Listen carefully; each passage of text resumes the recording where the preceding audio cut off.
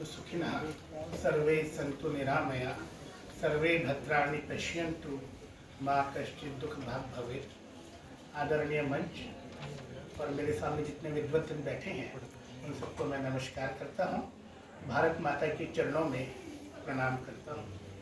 ये पुस्तक जो स्ट्रगल फॉर नेशनल सेल्फहुड और इसके नीचे लिखा पास्ट प्रेजेंट एंड फ्यूचर, मेरे स्वागत करते हैं। नहीं ठीक है भाई साहब, चलो। इसके अंदर जो पहला लिखा हुआ है मोहन जी भागवत का कमेंट्स है, ओवर जर्नी फ्रॉम स्वाधीनता टू स्वतंत्रता इज फार फ्रॉम कंप्लीट। हम 1947 में स्वाधीन तो हुए, 1949 में चाइना भी स्वाधीन हुआ, 47 से लेकर आज 75 वर्ष हमारे अमृतकाल को हम पा रहे हैं। गुलामी के बहुत सारे अंश और गुलामी की मानसिकता के साथ हम अभी काम कर रहे हैं। चाइना ने 49 में जापान से आज़ाद हुआ, चाइना में एक भी गुलामी का अंश उसने रखा नहीं है, इसलिए आज उसकी डेवलपमेंट भी बहुत ज़्यादा है। और कितनी गुलामी की मानसिकता थी हमारे अंदर, आप सबको याद है 13 अप्रैल 1919 जलियांवाला बाग में कांड हुआ था। अंग्रेजों ने भारतीयों के ऊपर गोली चलाई थी। कितने अंग्रेज थे उसके अंदर अंग्रेजी सेना में? कुल मिलाकर 3। गोली चलाने वाले कौन थे उस सेना में? सब भारतीय थे। किस पे गोली चला रहे थे? भारत पे। 3 अंग्रेजों के ऊपर किसी ने गोली नहीं चलाई। उन 3 अंग्रेजों के ऑर्डर पर अंग्रेजी सेना में भारतीयों ने भारत पर गोली चलाई, हजारों लोग मारे गए। वहां पे अभी भी जलियांवाला बाग की दीवारों पर गोलियों के निशान है। वो कुआं आज भी वहां पर है जहां पर लोगों ने कूदे थे जान बचाने के लिए। ये गुलामी की मानसिकता हमारी थी। हम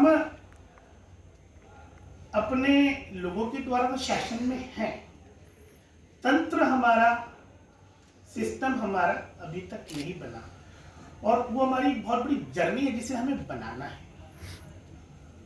जब तक हम उस सिस्टम को समझेंगे, स्वाधीनता में भी हम अपने अधीन कितने हुए अभी। एक पॉलिटिकली बोलना चाहिए, एडमिनिस्ट्रेटिव बोलना चाहिए कि हम लोगों का शासन है, हमारे ऊपर अपना शासन है क्या? हम मन से अपने ऊपर शासन करते हैं क्या? हम अपने मन के भी गुलाम हैं। किस किस चीज के गुलाम हैं? समय कम ज्यादा नहीं दूंगा, मैं संक्षेप में अपनी बात बोलता चला जाऊंगा। मैं तो तंत्र भी बनाना है और स्वाधीन भी होना है, तो स्वतंत्र भी बनना है। और ये हमें कौन सिखाते हैं? हम यूनिवर्सिटी में बैठे हैं, एजुकेशन का बहुत बड़ा सेंटर माना जाता है। हमें एजुकेशन के सही मानों को समझना होगा। एजुकेशन क्या होती है? ये एजुकेशन ही हमें बताती है कि हम क्या थे, हमें क्या करना और कैसे करना है, कब करना है, क्यों करना है। हमने भारतीय दर्शन में एजुकेशन को सही पर्सपेक्टिव में समझने की कोशिश की है। कितने लोगों ने की है, कितनों ने उसको लेकर आगे बढ़ना चाहे। अब भारत के अंदर शिक्षा के मूल रूप से 3 उद्देश्य माने जाते हैं। पहला उद्देश्य है जिसको हम पढ़ा रहे हैं, छात्र, उसका हम सर्वांगीण विकास करते हैं। एक पक्ष का नहीं, हम केवल एकेडमिक में उसे कुछ मैथ्स पढ़ा दिया, कुछ हिस्ट्री पढ़ा दी, कुछ इंग्लिश पढ़ा दिया, कुछ हिंदी पढ़ा दिया, कुछ साइंस पढ़ा दी, कुछ इंजीनियरिंग पढ़ा दी। एक पक्ष, उसको इस लायक बनाना है कि वो अपने समय की आने वाली सब चुनौतियों का मुकाबला कर सकता है क्या। आज फ्रस्ट्रेट हो जाता है, डिप्रेशन में चला जाता है, किसी ने डांट दिया सुसाइड कर लेता है, नंबर कम आते हैं सुसाइड कर लेता है। हम रोज अखबारों में पढ़ते हैं, टीवी में देखते हैं, माँ ने मोबाइल नहीं दिया, बच्चे ने अपने हाथ की नस काट ली। तो बालक का सर्वांगीण विकास, उसके अंदर उसके शरीर से भी मजबूत है, वो मन से भी मजबूत है, बुद्धि से भी मजबूत है, आध्यात्मिक दृष्टि से भी मजबूत है, और अपने समय में जो उसको टाइम टू टाइम चैलेंजेस आते हैं उनका मुकाबला कर पाता है, उनको पार कर पाता है, उनसे सफलता पा सकता है। मैं एक एग्जांपल दूंगा, doctor APJ Abdul Kalam IIT Madras से इंजीनियरिंग कर रहे थे, हम सब जानते हैं। उन्होंने अपनी किताब विंग्स ऑफ फायर में लिखा हुआ ये बात। उनको एक प्रोजेक्ट मिला, 1 महीने में पूरा करना था। उस प्रोजेक्ट के जो डाटास थे और बाकी इंफॉर्मेशन थी वो उनको 18 दिन बाद मिली। केवल 12 दिन में, एक महीना बचा ना, और 18 दिन के बाद वो प्रोजेक्ट में लगे, काम में लगे। 25वें 26वें दिन उनके प्रोफेसर ने कहा अपने प्रोजेक्ट की रिपोर्ट दिखाना, प्रोग्रेस रिपोर्ट। तो एक हफ्ते में जितना काम हो सकता था उन्होंने उतना काम किया। तो प्रोफेसर ने कहा कि तुम्हारे पास केवल 3 दिन बचे हैं उस प्रोजेक्ट को पूरा करने में, और अगर तुमने प्रोजेक्ट पूरा नहीं किया तो तुम्हारी स्कॉलरशिप बंद हो जाएगी। बहुत सामान्य परिवार के थे। वो कहते हैं मेरे तो पैरों के नीचे से धरती निकल गई कि घर वालों को लग रहा है बेटा बड़ा भारी इंजीनियरिंग पढ़ाई कर रहा है और यहाँ तो स्कॉलरशिप बंद हो जाएगी तो पढ़ाई कहाँ से करेंगे, यूनिवर्सिटी के बाहर छोले कुलचे बेचेंगे। वो लगे प्रोजेक्ट में। कहते हैं कि दूसरी रात को कोई 3-4 बजे प्रोफेसर लैब के बाहर से निकले तो देखा लैब के अंदर लाइट जली हुई है और कोई एक आदमी लैब के अंदर काम में लगा हुआ है। प्रोफेसर ने नॉक किया, लैब के अंदर के देखा कौन है, कलाम है। क्या कर रहे हैं, प्रोजेक्ट पे लगे हुए हैं। प्रोफेसर ने देखा प्रोजेक्ट जो मैंने 2 दिन पहले देखा था प्रोजेक्ट, अब प्रोजेक्ट देखा है, इतनी प्रोग्रेस कर दी, कैसे की? तो उन्होंने क्या कहा, पिछले 48 घंटों में नेचुरल काल और कुछ खाने के लिए मैं बाहर गया हूँ और 48 घंटे से यहाँ पे खड़ा होकर प्रोजेक्ट के अंदर काम में लगा हुआ हूँ। ऐसी मानसिकता हमारी बनती है क्या? कोई यूनिवर्सिटी के बाद जिंदाबाद मुर्दाबाद के नारे नहीं लगाए थे, कोई ये नहीं कहा था कि मुझे डाटा देर से मिले हैं, मुझे उस काम को कैसे पूरा करना है, एक चैलेंज, एक अपॉर्चुनिटी है। इसको पाने की आवश्यकता, इस तरह की शिक्षा हमारे यहाँ से दी जाती है, तब जाकर के डॉक्टर APJ अब्दुल कलाम जैसे बालक तैयार होते हैं जो इसरो के DRDO के चेयरमैन बनते हैं, राष्ट्रपति बनते हैं। तो शिक्षा का जो पहला उद्देश्य माना जाता है वो है बालक का सर्वांगीण विकास। अभी बताया, उसको अपने देश की सही हिस्ट्री मालूम है क्या, हिस्ट्री के अंदर क्या क्या चैलेंजेस आए, हम गुलाम क्यों हुए, ये बताया जाता है क्या? और हमें आज़ादी की लड़ाई क्यों लड़नी पड़ी? बार बार हम आज़ादी की लड़ाई लड़ते रहे, कभी अंग्रेजों से, कभी मुगलों से, कभी तुर्कों से, कभी अफगानों से, कभी किसी से। ये सब बातें समझने की है। और वहां पे हमने जो गलतियां की हैं उनको हम आगे ना दोहराएं। जो शिक्षा का पहला उद्देश्य होता है बालक का सर्वांगीण विकास। शिक्षा का दूसरा उद्देश्य है, अभी वो बता रहे थे, पूरे विश्व को रास्ता दिखाना है। किसने दिखाना है? भारत ने दिखाना है। तो हम कहते हैं, उसको हमने एक शब्द दिया है, राष्ट्र का परम वैभव, परम वैभवन नेतुमेतत् स्वराष्ट्रम। और इसके लिए हमने हमारे सदियों से चली आ रही 4 बातें, परम वैभव की हमने जो कल्पना की है या जो पहले भी होता आया है, तो हम सब बोलते हैं विश्व गुरु भारत। पूरी दुनिया को मार्ग दिखाया, पहला पाठ पढ़ाया मानवता का, संस्कृति का, सभ्यता का, संस्कारों का, तो भारत ने पढ़ाया। दुनिया में सबसे बड़ी यूनिवर्सिटी, सबसे पहली यूनिवर्सिटी भारत में बनी, चाहे नालंदा बोलो, चाहे तक्षशिला बोलो, चाहे विक्रमशिला बोलो, ज्ञान के केंद्र कांची थे, काशी थे, पूरी दुनिया पढ़ने आती थी। हमारे पास के अंदर शल्य चिकित्सा थी, इसलिए संस्कृत में सारे वर्ड मिलते हैं। विमान हमने बनाया, संस्कृत में वर्ड मिलता है।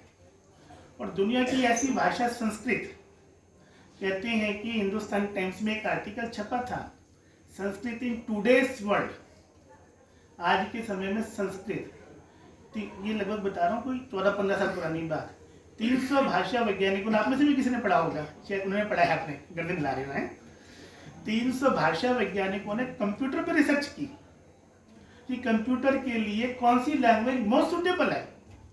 और उसके अंदर जर्मन भी थे, रशियन भी थे, स्पेनिश भी थे, इटालियन भी थे, फारसी के भी थे, उर्दू के भी थे, तमिल, तेलुगु, कन्नड़, मलयालम, बहुत तरह के विद्वान थे। और उन सब ने एक मत से राय दी है, कंप्यूटर के लिए सबसे अच्छी भाषा संस्कृत है। उसका रीजन भी दिया उन्होंने कि हर भाषा का एक व्याकरण होता है, जैसे अंग्रेजी भाषा का एक व्याकरण है और उसमें एक चलता है कि बिना वोवेल के आप कोई वर्ड नहीं बना सकते, AEIOU। ऐसा है ना। परंतु आपने बड़े सारे वर्ड बनाए, स्काई फ्लैट है, ड्राई क्राई बाई दैट। अब दीदी बैठी है प्रोफेसर इंग्लिश की, वो बता रहे थे, वो बताएंगी। तो ये क्या कहलाती है? एक्सेप्शन कहलाती है। These are called exceptions of the grammar, ये कहलाती है ना। तो उन्होंने कहा संस्कृत भाषा में अपवाद के लिए भी अपवाद नहीं है, ऐसा हर शब्द व्याकरण के साथ है। फिर नासा ने क्या कहा? हम शटल छोड़ते हैं स्पेस में, किसी भी भाषा में छोड़ते हैं तो स्पेस में जाकर के वो शब्द आगे पीछे होते तो मीनिंग बदल जाता है। संस्कृत भाषा ऐसी भाषा है जिसको हम स्पेस में लिख के छोड़ देते हैं तो शब्द आगे पीछे भी हो। अहम गच्छामि मंदिर, वो भी वही मतलब है।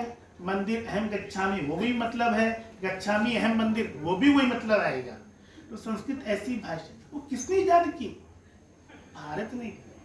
हमारे सब ग्रंथों ने, दुनिया का सबसे बड़ा ग्रंथ महाभारत भारत ने दिया। दुनिया का सबसे प्रथम जो ज्ञात कवि है तो महर्षि वाल्मीकि हैं। अब आज के इतिहासकार कहते हैं कि कम से कम 10-12 हजार साल पुरानी रामायण लिखी हुई है। और दुनिया में जिस ग्रंथ की सिवाय चर्चा होती है, गीता, वो भारत ने दी है।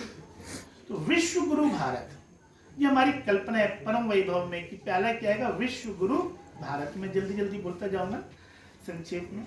दूसरी कल्पना क्या थी? केवल ज्ञान में नहीं है, तो भारत सोने की चिड़िया था। आप लोगों ने सुना है सोने की चिड़िया कैसे? आजकल तो वर्ल्ड ट्रेड में आपका हिस्सा कैसे उससे नापा जाता है।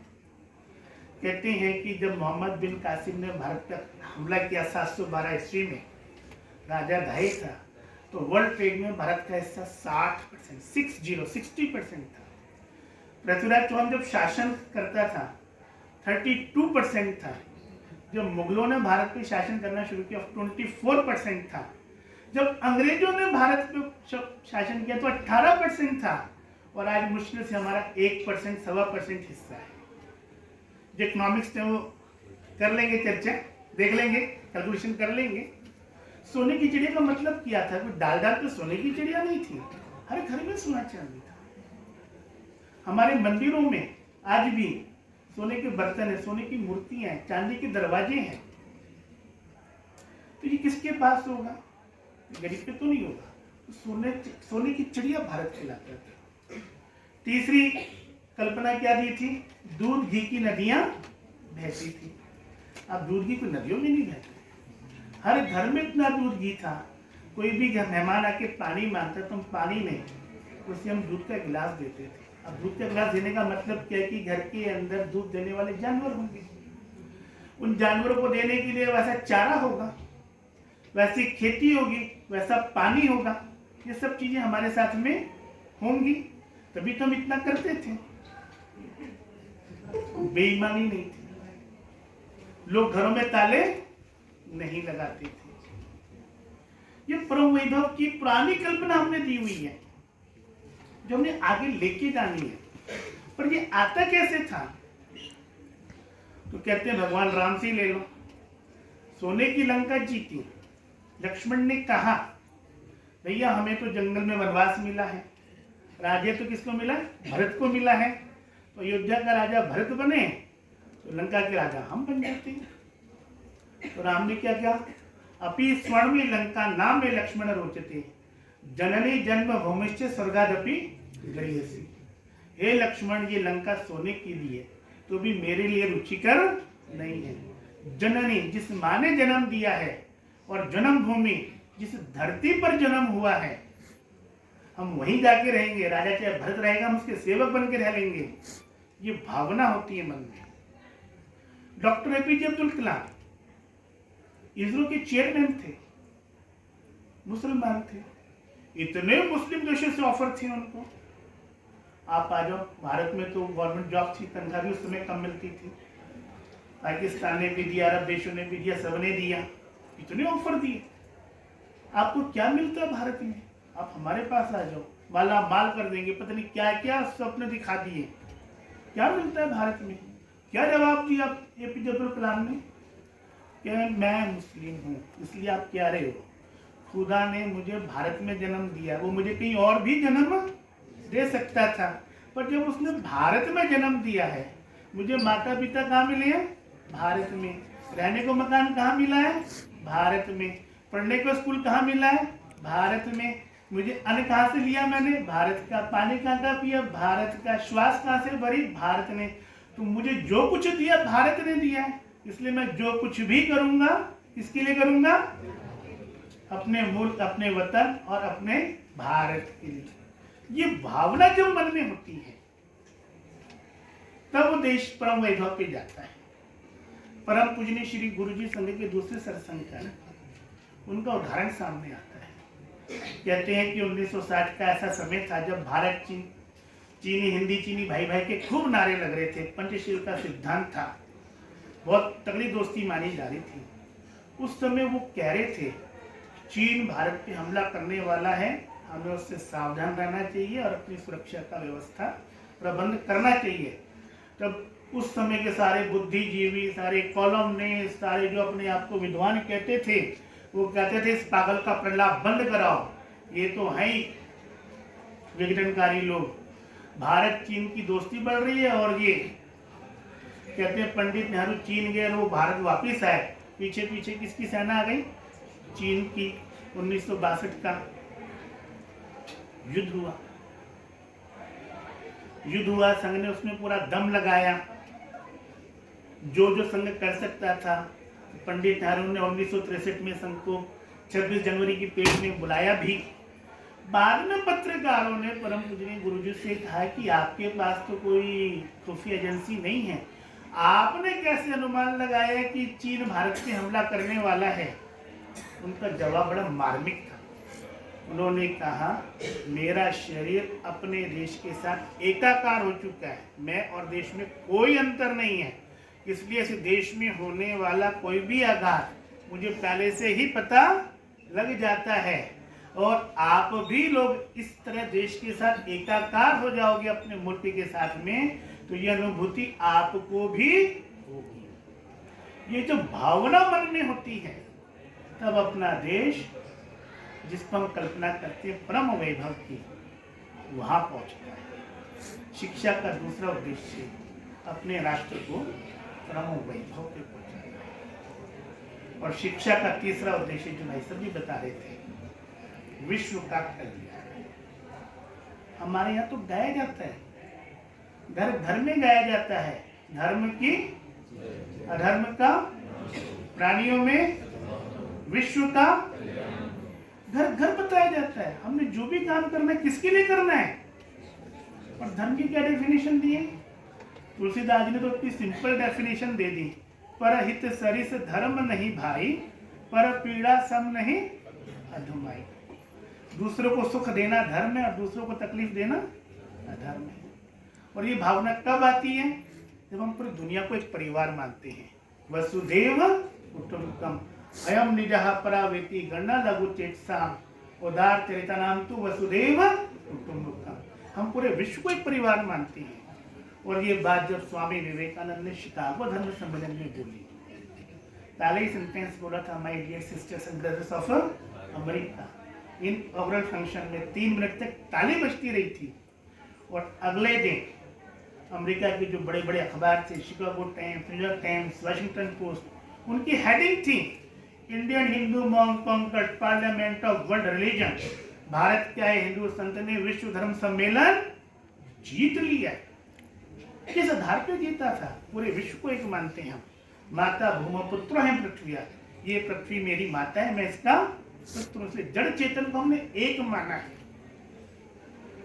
इसलिए शिक्षा का जो तीसरा उद्देश्य है वो है विश्व का कल्याण। ये भावना जब चलती है और जब हम इस भावना को लेकर के काम करते हैं, तब आज विश्व की 2 सबसे बड़ी समस्या जिनसे हम जूझ रहे हैं वो है ग्लोबल टेररिज्म और पर्यावरण। 2 बहुत बड़ी समस्या, पूरा विश्व इनसे जूझ रहा है। उसका समाधान कहाँ पर है? ये भारतीय संस्कृति में है, भारतीय दर्शन में है, भारतीय शिक्षा में है। और इस चीज को हम समझेंगे, ये हमारा स्व है। इस स्व की यात्रा हमने प्रारंभ करनी है, कर रहे हैं, तो इसको और आगे बढ़ाना है। तब जाकर के हम स्व से, स्वाधीनता से हम स्वतंत्रता की जर्नी पर बढ़ पाएंगे। यहाँ पे बहुत सारे लोग हैं, गैलेक्सी ऑफ इंटेलेक्चुअल्स हैं, तो मेरे को भी, तो मैंने कहा था मेरा ब्रीफ में अपनी बात एक संक्षेप में, क्योंकि सब विद्वान आदमी हैं, थोड़ा बोलेंगे तो ज़्यादा समझ जाएंगे, तो इतनी बात कहता हुआ कि हम अपने देश को, अपनी संस्कृति को, अपनी शिक्षा को, जो विश्व को कल्याण करने वाली है, उसको समझेंगे और अपने ही तरीके से समझेंगे, विदेशियों के तरीके से नहीं, तब जाकर के हमें भारत का असली महत्व समझ आएगा। और भारत की डेफिनेशन क्या है? हमारे विष्णु पुराण में कहा गया है, उत्तरम यत् समुद्रस्य हिमाद्रश्च दक्षिणम वर्ष तद भारतम नाम भारती यत्र संतति। समुद्र के उत्तर में और हिमालय के दक्षिण में जो भूभाग है वो भारत कहलाता है।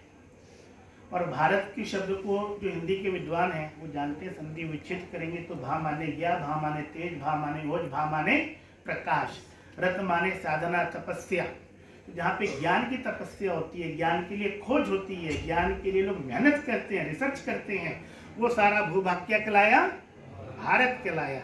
उस भारत के हम, और फिर एक श्लोक और है, वो बृहस्पति पुराण में दिया गया है, उसमें कहा गया हिमालयम समारभ्यम यावदेन्दु सरोवरम तम देव निर्मितम देशम हिंदुस्तानम प्रचक्षते।